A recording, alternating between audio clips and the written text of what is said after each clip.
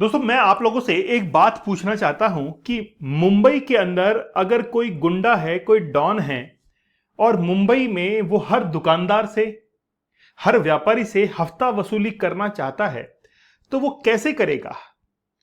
देखिए एक्चुअली में क्या है, गुंडा एक नहीं होता है, गुंडे कई सारे होते हैं, कई सारे माफिया होते हैं। तो एक गैंग दूसरे गैंग से प्रोटेक्ट करने के लिए हफ्ता वसूली करती है कि भाई तुम मुझे इतना पैसा दे दो, है ना, हर हफ्ते में इतना दिया करो जिससे कि मैं तुम्हारी दूसरी गैंग से रक्षा करूंगा। और इस एवज के अंदर वो जो व्यापारी है उसको पैसा देता है। इसको गुंडागर्दी कहते हैं, माफिया इसको हम लोग कहते हैं। मुंबई माफिया बड़ा फेमस हुआ है। अमेरिका वही गुंडा है, वही माफिया है। कैसे? अमेरिका ये कह रहा है कि हम तुम्हारी जो है वो जिम्मेदारी लेते हैं सुरक्षा की। जैसे सऊदी अरब है, कतर है, यूएई है, बहरीन है, जॉर्डन है, तुम्हारी सुरक्षा की जिम्मेदारी हम लेंगे। स्ट्रेट ऑफ हार्मुज पर हम दावा करते हैं और ये स्ट्रेट ऑफ हार्मुज हमारी है, तुम समर्थन करो इस बात का। और जो हमारे खिलाफ खड़ा है, मतलब ईरान खड़ा है, तुम उसके अगेंस्ट के अंदर फाइट करना शुरू कर दो। इसको गुंडागर्दी ही कहते हैं। लेकिन ये अब अंतरराष्ट्रीय स्तर पर अमेरिका कर रहा है। एक्चुअली में कई बार तो ऐसा लगता है, अच्छा जब मैं लेक्चर लेता हूं तो मेरे यहां पर जो स्टाफ है वो ये कहता है कि सर क्या रोजाना डोनाल्ड ट्रंप को पकड़ लिया है, कुछ और तो बोला करो, हमेशा डोनाल्ड ट्रंप डोनाल्ड ट्रंप। वो बोर हो गए सुन सुन के। ना तो ये युद्ध खत्म होने का नाम ले रहा है, ना इसका कोई रिजल्ट निकल रहा है। ऊपर से रशिया और यूक्रेन का वॉर, कोई रिजल्ट नहीं है उसका, कोई परिणाम नहीं, कौन जीता कौन हारा। इससे बढ़िया तो इजराइल और हमास थे, लड़े भिड़े मरे, लेकिन रिजल्ट सामने आया, हमास हारा, इजराइल जीता। कुछ तो सामने आया है ना। लेकिन यहां पर तो कोई रिजल्ट ही नहीं है।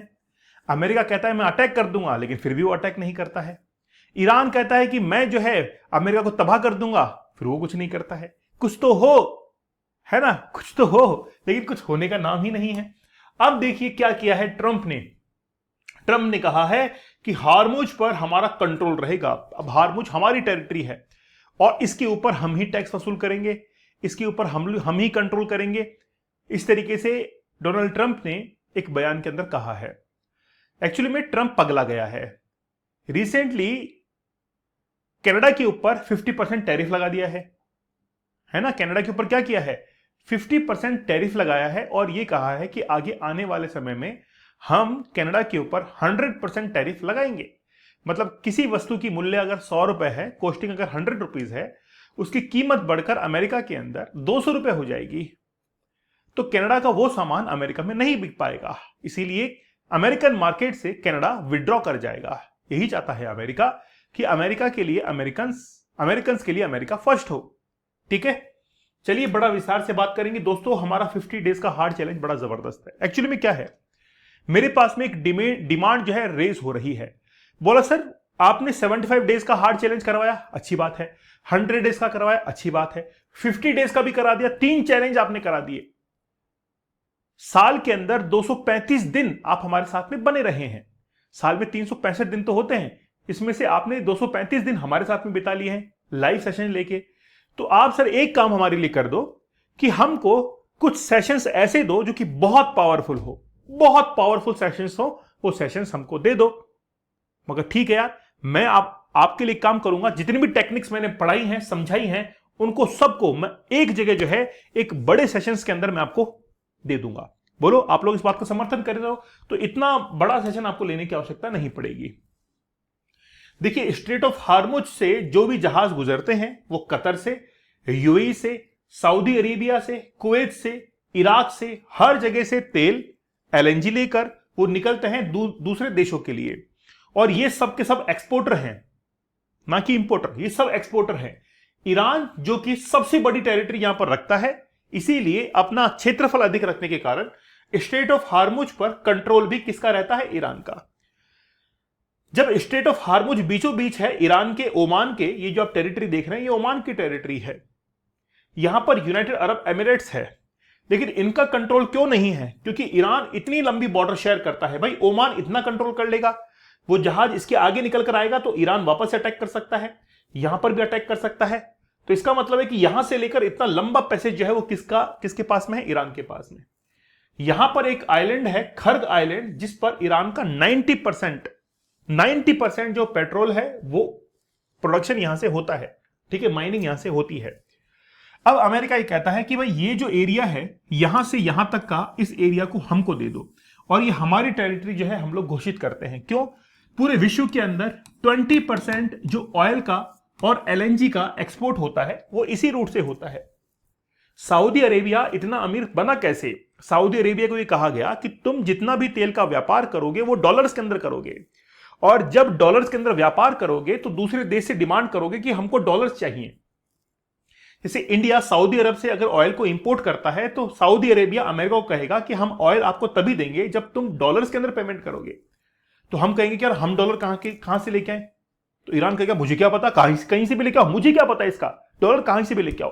तो इंडिया सोचेगा कि यार कहां से आ सकते हैं? अमेरिका से। फिर अमेरिका के साथ में व्यापार करेगा, ट्रेड। हम जाएंगे अमेरिका के पास में कि यार हमको डॉलर चाहिए, तो अमेरिका कहेगा हम कोई रोड पे चलता हो थोड़ा ना है कि डॉलर पड़े हैं ले जाओ, नहीं, तुम हमारे साथ में ट्रेड करो, तुम हमारे साथ में ट्रेड करो। तो इंडिया कहेगा हां करते हैं ट्रेड, बताओ तुमको क्या सामान चाहिए? बोलो हमको जेम्स स्टोन्स वगैरह वो चाहिए, मेडिसिन चाहिए, ठीक है, और हम व्यापार करते हैं। अमेरिका कहेगा रुक जाओ, व्यापार तो करोगे लेकिन मेरी शर्तों पे करोगे, तभी मैं तुमको डॉलर दूंगा। अब इंडिया क्या करेगा? झुकेगा, है ना, और जैसे झुकेगा तो फिर क्या हो जाएगा? व्यापार शुरू हो जाएगा, इंडिया के पास में डॉलर आ जाएंगे, इंडिया उन्हीं डॉलर्स को लेकर सऊदी अरब के पास में जाएगा कि ये लो डॉलर्स, और मुझे क्या दे दो? अब पेट्रोल दे दो, ऑयल दे दो, है ना, ठीक है। तो ये जो प्रोसेस है, इसी से सऊदी अरेबिया क्या बना है? आज अमीर बना है। बस यही बात है कि अमेरिका अब ये कंट्रोल खुद करना चाहता है और सभी देशों को ये कह देगा कि भाई डॉलर्स में ही पेमेंट चाहिए। ईरान ने रिसेंटली क्या किया? ईरान ने ये कहा कि हम डॉलर्स में पेमेंट एक्सेप्ट नहीं करेंगे, चाहे हमको चाइनीज करेंसी में दे दीजिए, चाहे हमको किसी रशियन करेंसी में दे दीजिए, लेकिन हम जो है डॉलर को एक्सेप्ट नहीं करेंगे। इस बात से अमेरिका बहुत परेशान हुआ। ओके, अब अमेरिका ये कह रहा है, ट्रंप का एडमिनिस्ट्रेशन ये कह रहा है कि toughest financial sanctions in history. आज तक जो भी फाइनेंशियल सैंक्शन हुए हैं, हमने जितने भी लगाए हैं, इस हिस्ट्री के अंदर सबसे भयंकर टफेस्ट फाइनेंशियल जो सैंक्शंस लगने वाले हैं वो अब ईरान के ऊपर लगने वाले हैं। ईरान की चाहे कोई भी लाइफलाइन हो, हर लाइफलाइन को क्या कर दिया जाएगा? सैंक्शंस के थ्रू बंद कर दिया जाएगा। अब ईरान क्या कहना चाहता है? भाई क्या करेगा ईरान? जब ईरान के ऊपर सैंक्शंस लग जाएंगे तो ईरान की इकोनॉमी खत्म हो जाएगी। ईरान केवल अपने अंदरूनी जो सामान है उन्हीं का व्यापार वो इंटरनली कर पाएगा। जो अमेरिका के दुश्मन है उनसे तो व्यापार कर लेगा, चलिए रशिया से व्यापार कर लेगा, चाइना से व्यापार कर लेगा, है ना, ईरान, लेकिन इसके अलावा किससे व्यापार करेगा? इस चीज को ईरान ने एक्सेप्ट कर लिया है कि अगर हमारे ऊपर सैंक्शंस लगते हैं तो Iran admit sanctions are hurting economy, वो इकोनॉमी को हर्ट तो करेंगे ही करेंगे, ऑब्वियस सी बात है। ईरान का ये भी कहना है कि भाई देखो हम लोग हैं भूखे लोग, भले ही हमारे पास में हथियार कम हो लेकिन हम लड़ेंगे। लेकिन बात यह है कि जब हम भूख से ही मरते रहेंगे तो हम लड़ेंगे कि भूख मिटाएंगे? हम लड़ेंगे या भूख मिटाएंगे? भूख मिटाएंगे ना, ऑब्वियस सी बात है। ईरान के जो पार्लियामेंट स्पीकर हैं मोहम्मद बकर कालीबाफ, उन्होंने कहा कि, और वही जो है तेहरान के मेन नेगोशिएटर हैं, वही नेगोशिएट करने के लिए जाते हैं, तो Iran must prepare to withstand the sanctions. Iran को प्रिपेयर होना चाहिए आगे आने वाले टफेस्ट सैंक्शंस के लिए। अब देखिए, no matter how much military power, ये मैटर नहीं करता है कि हमारे पास में कितना मिलिट्री पावर है। क्यों ऐसा क्यों कह रहे हैं? ट्रंप ने कहा कि ईरान की इकोनॉमी तो खराब हो चुकी है, ईरान के पास में ड्रोन्स हैं और कुछ मिसाइल्स हैं जिससे कि वो लंबे समय तक नहीं लड़ पाएगा। यह बात अब ईरान की बातों में झलकने लगी है कि no matter how much military power, ये मैटर नहीं करता है कि हमारे पास में कितनी मिलिट्री पावर है। We won't survive if people are hungry. अगर लोग भूखे होंगे तो कैसे सर्वाइव कर पाएंगे, चाहे हमारे पास में कितनी भी हथियार क्यों ना हो। और भूखे क्यों रहेंगे? क्योंकि सैंक्शंस लग जाएंगे। भाई पेट्रोल थोड़ी ना पी लेंगे, क्रूड ऑयल थोड़ी ना खा लेंगे, है ना, ग्रीस थोड़ी खा लेंगे पी लेंगे, समझ रहे हैं आप? खाना खाने से ही तो पेट भरेगा, लेकिन खाना आएगा कहां से? इंपोर्ट किया जाएगा। भारत में आज चीनी क्यों महंगी हो गई है बताइए मुझे? आज चीनी की कीमतों को आप देखेंगे, शुगर की जो प्राइसिंग है वो लगभग 65 रुपीस पहुंच चुकी है, जो कि पहले 40 रुपए थी। अचानक से इतना हाइक क्यों? अचानक से इतना हाइक क्यों हो गया है? नेक्स्ट ईयर आप देखिएगा कि जो पेट्रोल के प्राइसेस हैं, ऑयल के जो प्राइसेस हैं, वो लगभग 150 रुपए तक पहुंचेंगे। इसी कदर सब कुछ चलता रहा। तो डिस्कशन यही तो था। अभी कल कुछ डिस्कशन चल रहा था कि यार 8वां जो वेतन आयोग है उसमें गवर्नमेंट जो एम्प्लॉइज हैं उनकी सैलरी बढ़ने वाली है। वो खुशी मना रहे थे, वो काउंट करके बता रहे थे कि देखो हमारी सैलरी अगले साल अप्रैल 2028 में 27 के अंदर इतनी हो जाएगी, 28 में इतनी हो जाएगी।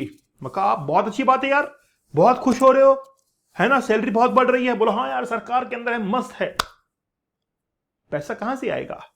चीनी के दाम 65 कर दिया, पेट्रोल डीजल के दाम 150 कर दो, और जो आम जनता है उसी से पैसा खींचकर सरकार जो है 8वें वेतन आयोग के अंदर लगा देगी। बताइए, हो गया जस्टिस? जो गरीब था उसको और गरीब कर दिया, और जो जिसके पास में सब कुछ था उसको और अमीर कर दिया। डिफरेंशिएशन यहां पर क्रिएट हो रहा है। आप समझ पा रहे हैं कि जो आम जनता है उसके पैसे से, उसके जेब में से पैसा निकालकर यहां पर दिया जाएगा, सरकार खुद भी तो इस्तेमाल करेगी, है ना। तो कुल मिलाकर बात यह है, घपला नहीं, घपले में देश नहीं। भाई देश में घपला नहीं, घपले में देश। थोड़ा सा अब समझना चाहिए। मैं किसी गवर्नमेंट की बुराई नहीं कर रहा हूं, एक आम जनता। आज मुझे बताइए कि एक स्टूडेंट जो है, मेरे पास में रोजाना स्टूडेंट्स की कॉल आते हैं, मैसेज आते हैं। आप मानेंगे नहीं, किसी स्टूडेंट की एज लगभग 36-37 साल तक हो चुकी है, अभी भी वो तैयारी ही कर रहा है, अभी भी वो तैयारी ही कर रहा है। क्यों? इतना लंबा समय क्यों हो चुका है उसको? क्या वो पढ़ाई में कमजोर है? होगा, मान लीजिए होगा, पढ़ाई ठीक तरीके से नहीं करता होगा, नहीं करता होगा, लेकिन उसको ये लगता है कि मेरे पास में अब और कोई रास्ता नहीं बचा है, मेरे पास में मात्र ही गवर्नमेंट जॉब है, क्योंकि मेरे पास में कोई स्किल नहीं है। ऐसे उदाहरण आते हैं सोसाइटी के अंदर।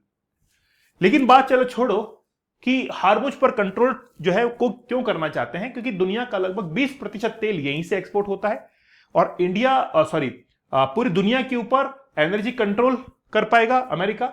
ईरान के ऊपर दबाव, ईरान के ऊपर जो प्रेशर है वो भी कम करना। ईरान हार्मुज को दबाव बनाने के लिए हथियार की तरह इस्तेमाल करता है, क्योंकि वेपन्स की तरह इस्तेमाल होता है, बार बार उसको चौक कर देता है। तेल की कीमतें कंट्रोल रखना नहीं, लूट लेना। खाड़ी देशों की सुरक्षा, यही तो है गुंडागर्दी। खाड़ी देशों को एंश्योर करना कि मैं तुम्हारी सुरक्षा करूंगा, यह गुंडागर्दी है। ईरान की सौदेबाजी की ताकत को कम करना, ईरान इस बात को लेकर डील करता है कि स्टेट ऑफ हार्मुज को हम लोग बंद कर देंगे, खत्म कर देंगे। तो जब वो स्टेट ऑफ हार्मुज उसके कंट्रोल में रहेगी तो फिर सौदेबाजी किस बात की?